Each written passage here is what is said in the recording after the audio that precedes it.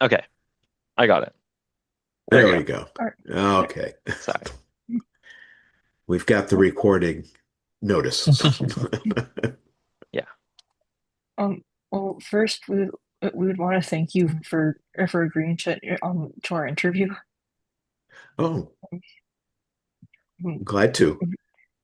yeah, Yeah, yeah, thank you. um, so as you know, we're all our RAT students, and we're all in Dr. Renuma Kareem's class for spirituality, health, and religion, and Hmm. we would like to ask you some questions regarding your profession and how it relates to because you've worked in healthcare and you've also helped people navigate the spiritual side Hmm. of things. So, well, All right.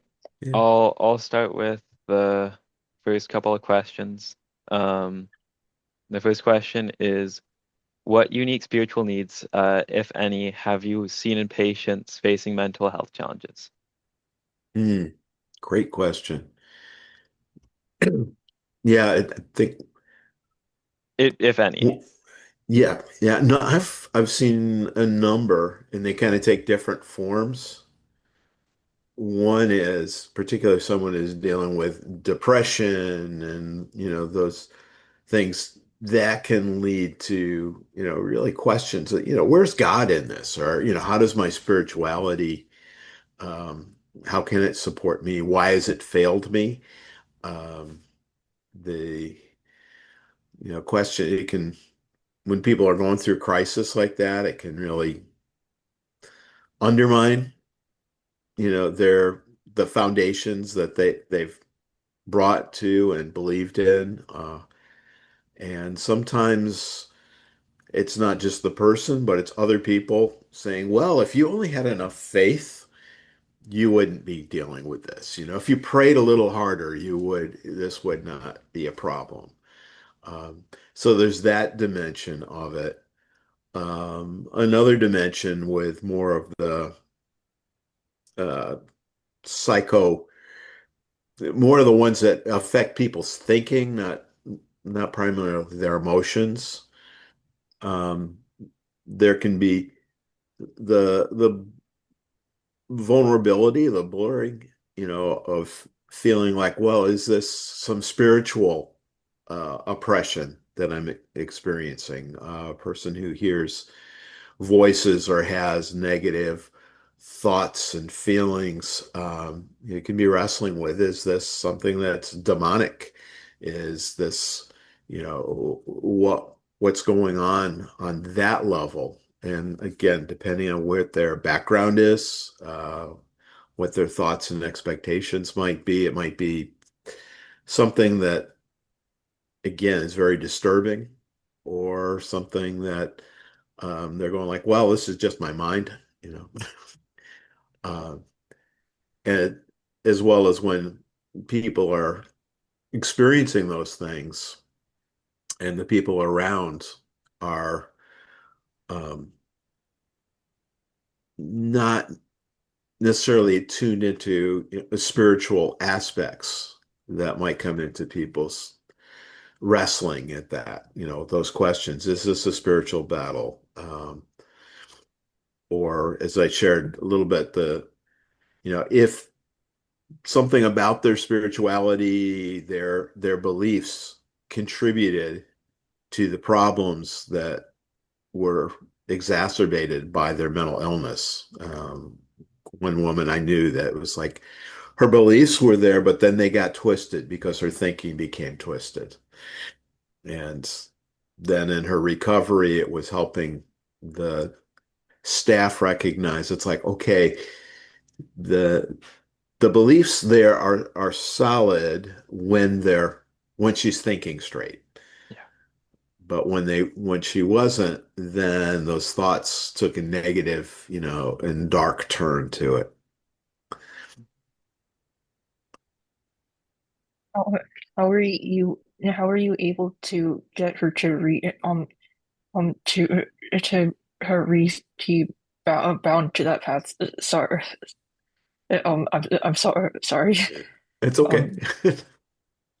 Um, it, so whenever he and whenever she he started to stray off the wrong path in terms of thinking, how were you able to get her to come back? Hmm, it's a great question. When I was working with her, she was well into her recovery, and she had been through a process that when she really had her crisis and she became hospitalized, um, medications and standard therapy was what helped her regain her ability to think clearly, and to sort out, what was distorted, what was real. When I started working with her, she'd been through that process and in the process had gained insights that she shared with me, about how her thinking had become twisted. And as we talked about it then, she identified some things that contributed to it. A big one was she became isolated when she was, in her crisis and leading up to it. So she didn't have people around that could help her stay grounded. And that kind of exacerbated its itself because it's like you're feeling alone. People are staying, holding back because she was acting in ways that made them uncomfortable. Um, and so that was one area. Another was being able to have, again, people around that could help her stay grounded and sift through her thinking. And that also helped her stay on the medications she needed to keep thinking correctly. Um, and then as we worked together, it was building on that to um, be able to be proactive and to recognize, okay, I'm slipping now. let me let me intervene now before it gets too bad. Yeah, I definitely think when it comes to a lot of psychiatric problems, the social aspect, like connecting with others definitely helps a lot, especially in her case. Hmm. It seems like she really benefited from having a community. Yeah. Connected with that, um, when I was leading groups that were people that were experiencing or had, mental illness and were at various stages of um, recovery or crisis, the community that they had together, where we, particularly in my groups, we could talk about spiritual dimensions, gave them a place to be able to sift through and support each other. Um, One woman that had severe schizophrenia, and she had voices constantly speaking to her and running in her mind that were accusing her, were negative, were telling her all these things. And sometimes in the group, she would be in such turmoil, she would be crying out and even, speaking out against those voices.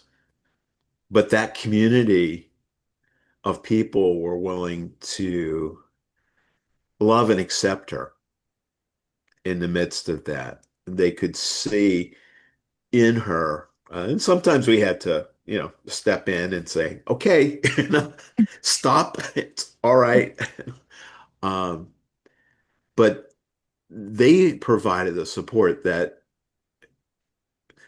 is hard for someone that hasn't had experienced those things, a different level of support than I could. And to be able to foster that community. And I remember someone, talking about her later on and just talking about the depth of the faith that she had.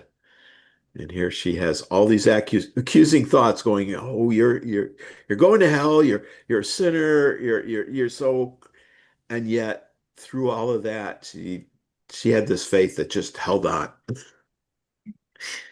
and inspired others because of that. That's yeah, that's great. Uh, um, did you ever have any experiences or moments that um helped you discern your calling to spiritual care? So, was there a point where where you were like, "Hey, I want to do this as a career," and Mm. Yeah, my initial intention when I was a senior in high school was to be an architect. Um, and I got to work for an architect, which was part of the reason I decided not to. The other part was RPI did not accept me, along with a large number of other students. So I was like, okay, I'm not alone. But it was in my high school when my own spiritual life became more alive and central. And part of that was I just started talking to people and listening to people and supporting people in their spiritual journeys.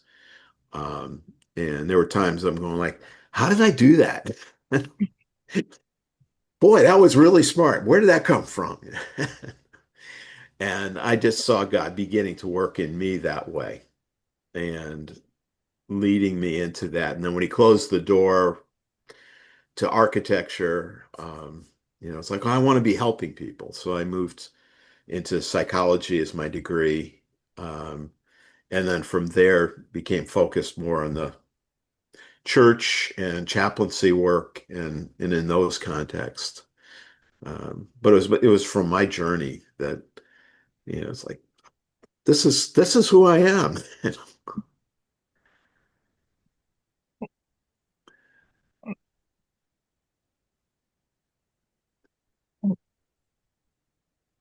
and um, do you- yeah, yeah, I think that um there I think if we all definitely have time like big times where when we're all like, is this really the right thing? Hank, should I be doing this? And you just go through a bunch of loops and turns. Hmm. Yeah, I think that's a good perspective on how you really figure things out more through experience. I mean, Hmm. and you don't figure out whether you like things through experience, you figure out whether you don't like things. And eventually you find something that's the most fun for you, but you have to take steps to get there. Hmm. Yeah, it's kind of an exploring process, Yeah. and you have to make decisions along the way. It's like, okay, this is going to be my major Mm, because you gotta, declare a major so you can begin focusing. But then as you step into it, you discover, yeah, this fits or doesn't. Um, and I have friends, and I was talking with Luke earlier about being an engineering student. I have friends that I went to Potsdam State, and yeah. friends that were up at Clarkson, who, I mean, very strong faith guided and driven. And one of my friends went to seminary when he graduated because he thought, well, that's the direction I want to go. But discovered when he was there and actually got a opportunity to go to India and work with Mother Teresa for a summer. Um, he came back and he said, no, I want to focus on my engineering because that's how I can help people and how he could be in a place to connect with people that weren't going to show up in a church and were in places that there weren't churches around. And he could share on a spiritual basis with colleagues, with people they were serving. He did a lot of water and hydraulic projects in uh, in China and even into the Tibetan region, that were benefiting those people. Um, so in his case, it's like, yeah, I have this spiritual dimension that's important. It's my motivation, but this is how I want to serve because of the gifts and talents and things that I bring. And as a pastor, one of the things that I really wanted people in my churches to know is like God places us in all over, and so we can benefit all around and not just be, gathered, in a religious institution, doing religious things that are important, that are helpful, but that's only part of life. So, I'll take the next question. How has your personal story, including your like family experiences, where like loss has shaped your approach to care? mm, another great question. The things that have shaped my approach to care and coming alongside people have been the hard things I've been through. My dad died when I was a freshman in college, and it was sudden. And we were really close, and I'd never experienced that kind of loss before, and it made me step back and kind of wrestle with my own um, relationship with God and understandings. Like, okay, God, I prayed. I believe you can heal. You didn't. What's up? Um, and then other struggles that I faced, times when God just felt so distant. It was like, I know you're there, but I don't feel like we're connecting. And extended time of that. Um, and with my oldest son, who was born with severe hydrocephalus and brain damage, was it really made me step back and go like there aren't simple answers. Uh, People who came along, and would say, "We're praying for you." I appreciated that, but then when they sometimes would take that farther and saying, "If you just had enough faith, everything would be all right." It's like, it's not what's working here. And so it was those kinds of things that it helped me grow from a very, uh, I guess you could say, simplistic mindset and faith that was like, okay, if people just do the right things, that everything's going to go well. And then when doing the right things and they're not turning out the way I want. I went through a divorce, which was unexpected. My wife and I met in seminary, and it was 28 years into our marriage, and you know, she the stresses we'd been under had taken a toll, and she felt that she needed to go on her own. And it's like, I never saw that coming. I didn't think that. I thought, well, okay, we're gonna work through this together. And it made me rethink, how do I come alongside people who are going through divorce? How do I come alongside people who, um, in my simplistic thinking, was like, oh, if you just do the right things, it'll all work out. And when you find But you don't, yeah, but now you've figured out that like it doesn't always work out. And that's okay, to yeah, some degree. yeah. It's what you do after. Um, It's what you do after. And I think the other really important thing I learned was I could wrestle with God. When I'm going through things, I could be like Job. His friends started out really helpful, sitting with him, and then they tried to figure out what was going on, mostly pointing the finger at Job for, there must be something wrong here. And then it shifts to Job talking to God and going like, God, uh, I don't understand. This is and Okay. God letting Job vent, but then kind of bringing Job to a place where he said, okay, Job, where were you when I created this? And do you understand that? And do you and brought Job through to that place where he's like, "Ah, okay, I poured out all my gripe. I poured out all my heart, and I recognize this. There's things I just can't understand. And yet, Drode can say, even though, as he put it in one translation, though God slay me, though God kill me, I will trust him. You know, because of that relationship that grew through that wrestling. And it's like, okay, it's safe. That's one of the things that I often shared as a chaplain. It's like, if you've got questions, just talk to God. And if you don't know how to express them in good words, just kind of pour out what you can. And my conviction is God can understand. He can put the gobbledygook, the gibberish that may come out at the moment, and hear the heart that's behind it. And instead of going like, okay, let's just say, oh, it's all good. It's like, no, it's not. Sometimes the most obvious answer isn't obvious at the time.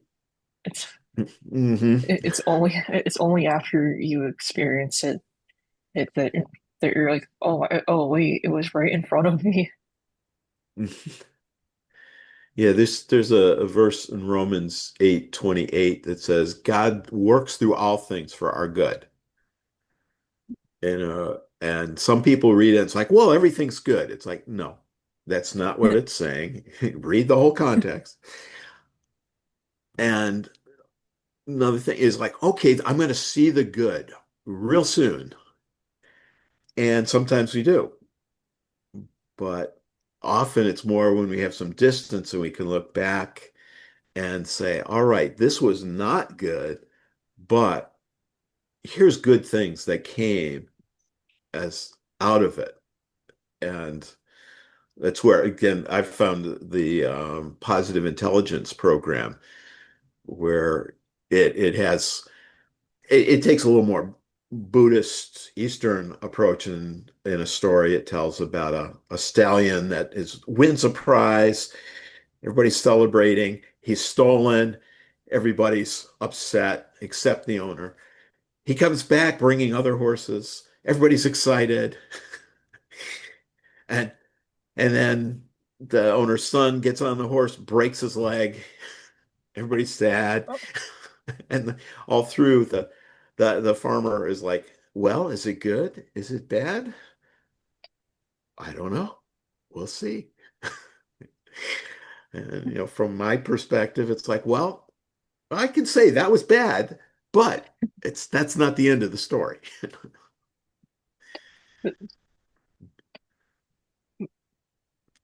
um, All right, I'll do another question. I don't know like how applicable this is, but have you ever like encountered any like cultural tensions when spirituality meets healthcare? And then how do you like navigate them? So it doesn't have to be like necessarily healthcare, but like Mm, ways how you would like help somebody. So like if they have like a specific thinking of how they want something to be done, and like how do you navigate that essentially? mm. Great question. Yeah, that comes up. It because people come with different perspectives, backgrounds, goals. Um, and what I've found has been most helpful is one, first of all, to listen and to really try to hear and understand what the person wants or where they're coming from, um, and doing it in a curious way rather than a analytical way.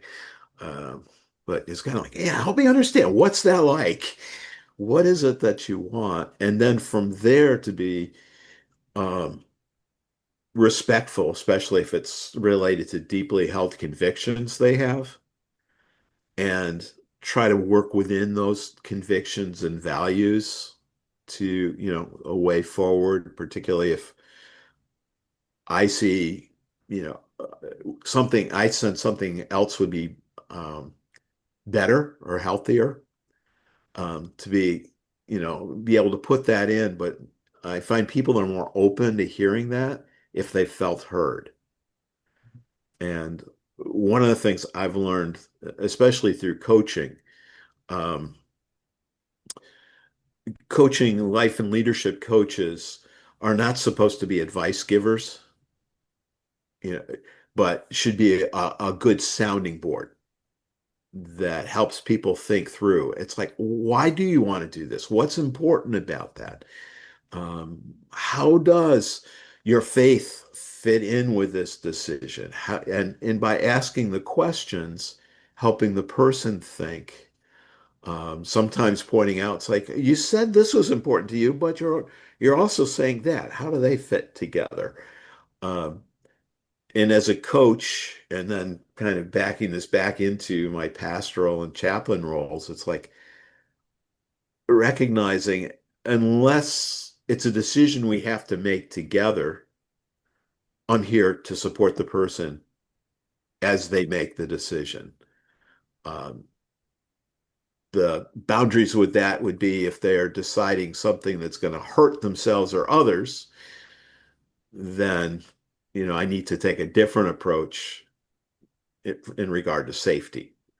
But being able to step back and, especially in the chaplain's role and a coaching role, help the person think it through, um, and then respect the decisions that they make.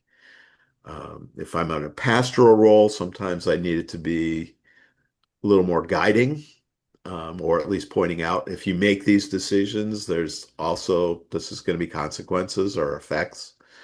Um, and if I'm working with a team, then we have to invest that extra energy to come to that place of agreement, whether it's full agreement or an agreement that says, okay, we're going with your plan. Um, It's it's a lot like being a therapist in a mhm, way.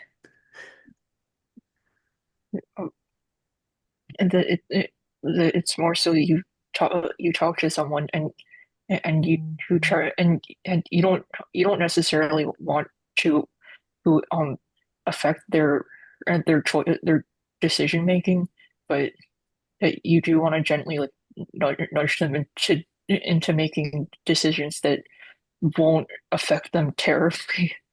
mhm. But like also like letting them come up with like the solution and not like it's less of a thing of like saying here's people will be more likely to listen when they come up with it themselves rather than the like, oh, here's the solution, go do it. Instead, you probe to ask questions. Um, that's cool. Um, I'll move on Yeah. to another one more question.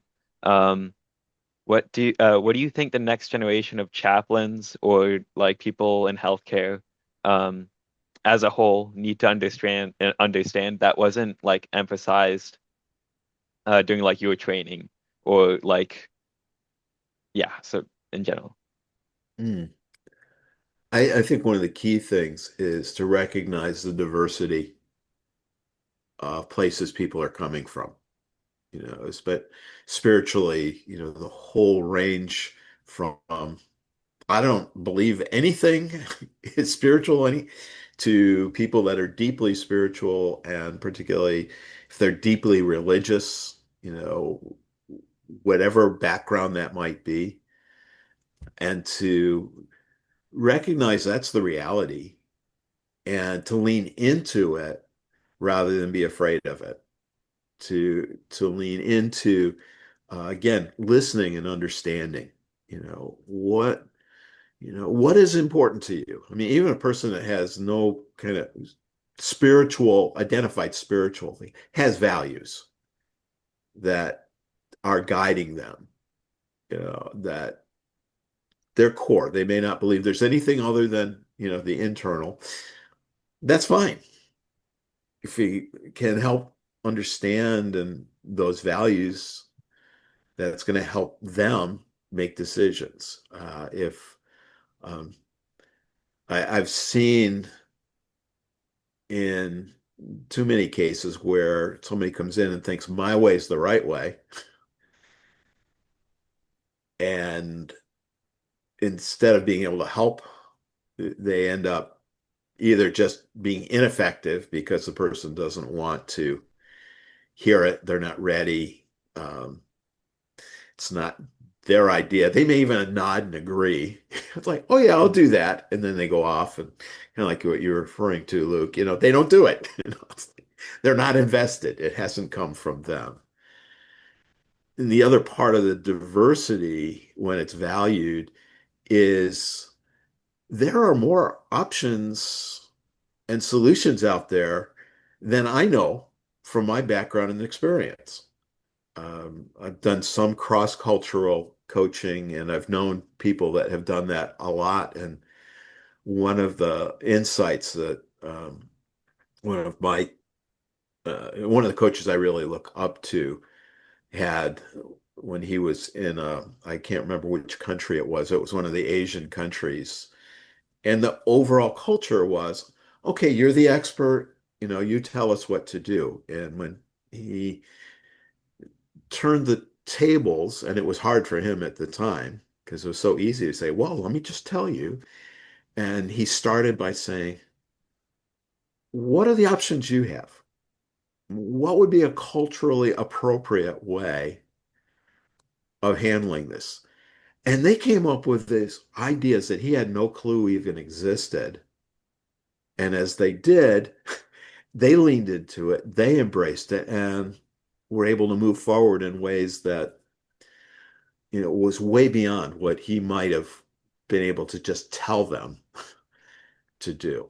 And it was like, oh, light bulb went on. That's what, that's actually the point where he said, I really got to look more into this coaching thing and perspective. I think the other piece is just recognizing the level of stress that's in our society now.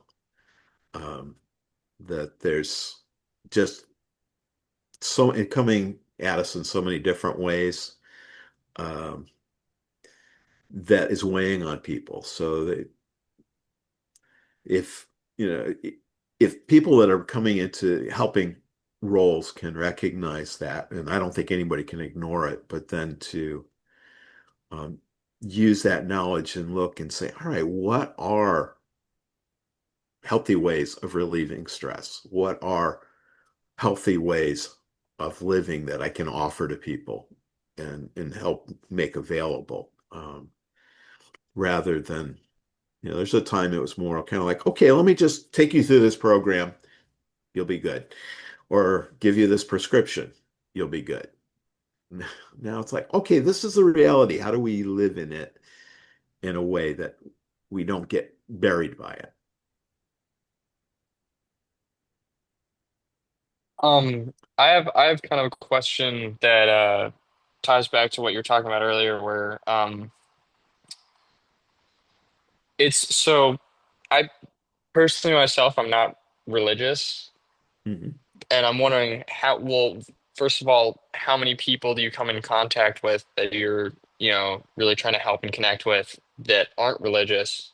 And then as well as what aspects of, you know, spiritual care do you find more difficult to connect with someone who isn't religious versus is religious? Like, are there some disconnects between the two?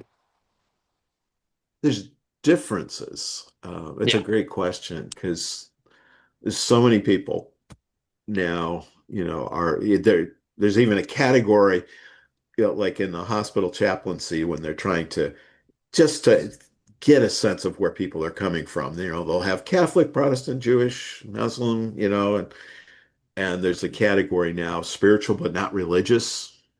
Um, Not spiritual, there's even just spiritual, kind of a general. Um, Being able to, again, meet people where they're at. And I know for me, it's often reflecting on what's important to you.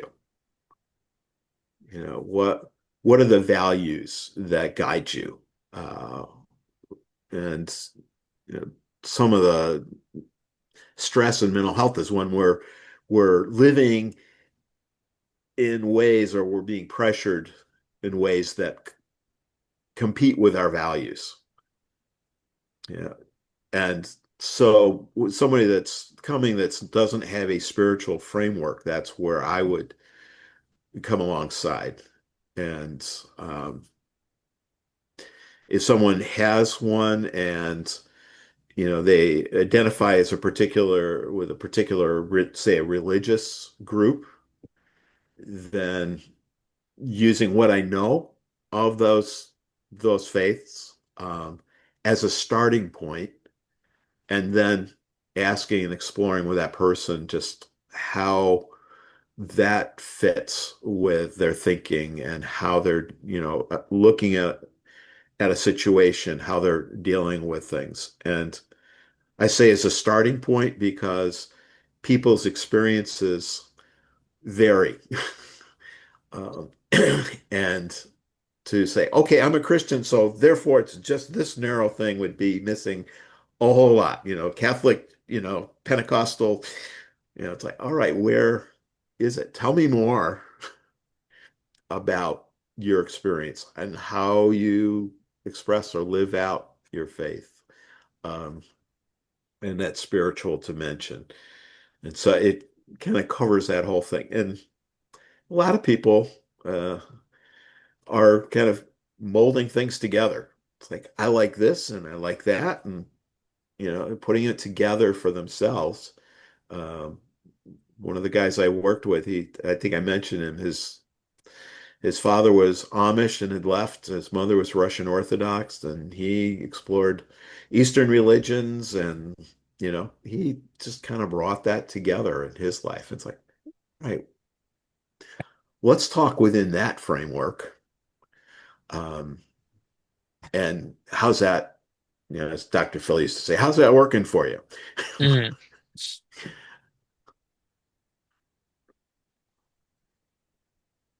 All right. And then this is more of a, I don't know if you've ever seen this in your field, but have you ever seen um, spiritual care be like more like, ignored or put aside due to some kind of belief or stigma from either the caregiver or the person receiving? And like, how big of an issue would that you say is in the professional healthcare world? Hmm. I think it's gotten better as the medical field and the healthcare field has recognized the spiritual dimensions of people and even of healing, and its various forms, from the formal religious to the, more generalized self-care. Um, I've seen it be in conflict in the past where a medical professional or a healthcare professional um, either likes or doesn't like what the person they're Mhm. serving believes, where they're coming from. Um, and the other dimension I've seen on a negative side is where there's assumptions. You identify, particularly, say, identifying with a particular group. And so the person, from their own experience or understanding, says, oh, this is what it is. And they're not taking the time to hear that person's experience. I think in general, and I found this at the psychiatric center, which was I did a semester as an intern in the psychiatric center when I was in college, and then when I was back working, when I was in college, there was actually a staff person who was being retrained because he had been more forward with his own faith and praying with someone who requested it. Um, and when I was working in the psychiatric center, there was much more of a respect for and appreciation. And it's like, yeah, there's this other dimension of people that we need to meet. And a lot of the more or less religious ones were doing things like yoga or different forms of meditation, things like that. But it was welcomed in. Um, so it's it's been an improvement in the field in that area. There's still a lot of practical, okay, let's take it that personalized level rather than just a generalized. All right. I think that's all the questions we have for you now. Uh, well, I mean that's it. Thank you for meeting with us. We really appreciate it. Uh, Thank you for All right. talking with us. Oh, glad to. Thank you for asking me because I know I love to share from my experience in life to be able to yeah, encourage. I I agree. I love hearing stuff because it's like you have such a like wealth of knowledge. Like, it's you get stuff from when you talk to people. Yeah, I will Yeah. also say I really enjoy like psychoanalytic stuff. I'm really big into Hmm. uh psychology and I well surprising or not, I was debating going between mechanical engineering or psychology and sociology. Okay. So Yep. there was a big difference between the two, major ideas that I think I'd be going for. But Hmm. I find in my life it's good to have a baseline in both so you can both of them help each other. You can understand the world and you can understand people because Hmm. You both things can interact with each other a lot. you can you can definitely do a minor in psychology too. Well, It, that's if I'm able to graduate in 5 years with this yeah, course. yeah. It does require more school, but Just mechanical engineering alone is like, Uh-huh. oof. yeah, I've I've heard quite a lot of horror stories.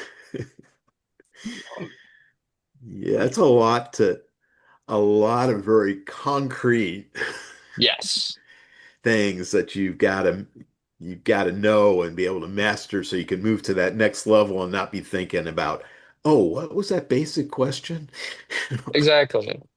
You know. And I think that's what I like about talking about like getting perspectives on stuff like this is because I it's really more about asking the right questions and whether you get an answer or not from somebody, it sparks thought about it and it gives you a little insight and a different perspective that you might not have thought about yourself. Hmm. And I think that's the most important part about thinking about anything. Yeah. If we can be always learning, and taking that in and understanding people in whatever work we're doing is important because most of our jobs are going to be working with people. Uh, Exactly. some of them are going to be from that caring, helpful heart, and others might, particularly in the engineering field, are more like, okay, concrete. But to be able to, no, it's like, all right, we want to get this job done, even on that level. And how do we work together in a way that's going to be most beneficial? Or how do I understand this person who's wired differently and be able to work with them in a way that,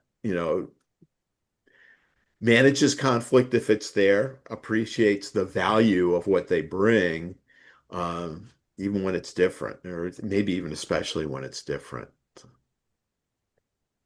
Yeah, I definitely think, especially in college, like um you're just bombarded with a bunch of assignments and the academic part of college that you just end up forgetting. And, oh wait, there's other people too. Who I need to learn how to I need to learn how to talk to them and treat them like how I would want them to treat me. Mm. One of the things I found when I was at Potsdam was there was the academics that I was learning, which are important and I wanted to master. But then there were the other learning opportunities. that came from the relationships with my fellow students, or I, was watching for professors that, I could learn more from. And one of my favorite professors, she taught the drug studies class.